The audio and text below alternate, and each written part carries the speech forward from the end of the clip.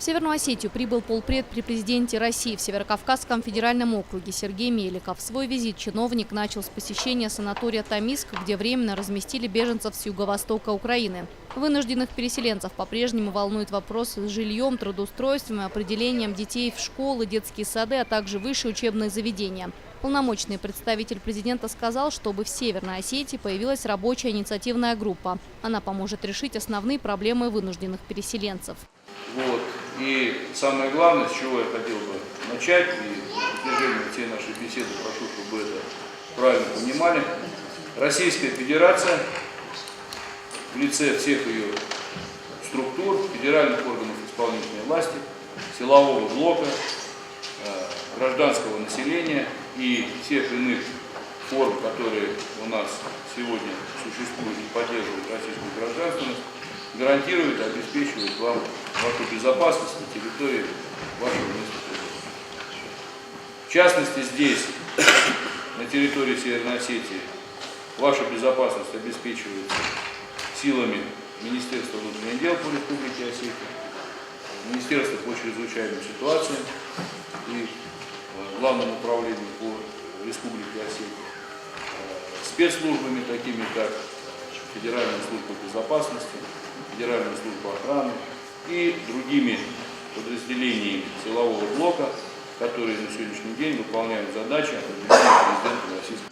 Сергею Меликову также показали новый детский сад. Свои двери дошкольное учреждение откроет уже 1 сентября. Министр образования и науки Северной Осетии Алан Угоев рассказал, что за счет таких детских садов очереди сократятся в несколько раз. Полпреду показали и план строительства новых микрорайонов во Владикавказе. Многоэтажные дома возведены по современным стандартам.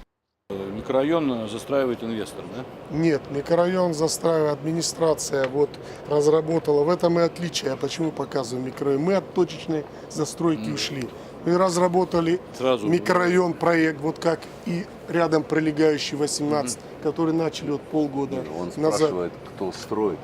Я как раз об этом говорю. Мы проект сделали, а потом, если бы был один застройщик, мы как раз ищем. Нету таких инвесторов, поэтому мы отдаем с торгов каждому инвестору участок 1, 2, 3. Было заложено в инвестконтрактах, что инвестор будет инфраструктуру выделять часть, это 50%. Да. Остальные были различные программы, федеральные, республиканские, муниципальные. Но убедились, многие, одни вложили, дали деньги, другие нет.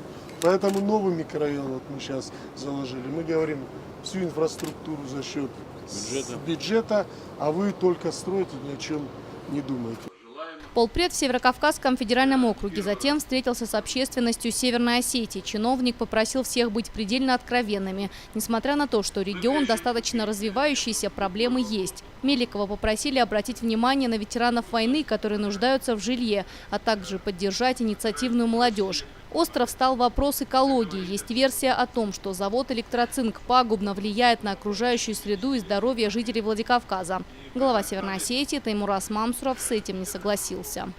По экологии Северная Осетия занимает одно из ведущих мест по тем методикам, которые определяются хотя бы из космических съемок. Мы самый зеленый город. Нам за это вручают всякие гранты и так далее.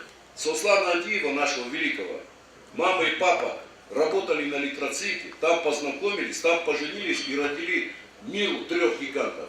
Тоже Кузбасс, они зарабатывают деньги в поте лица для федерального бюджета.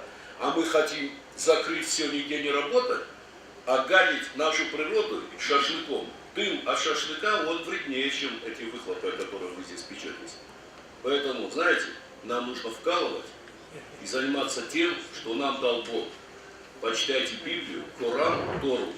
Бог нам эти недра дал не для того, чтобы на них, говоря из носу, жили за счет Челябинской области, Липецкой и Уральского округа и так далее. Вкалывать надо.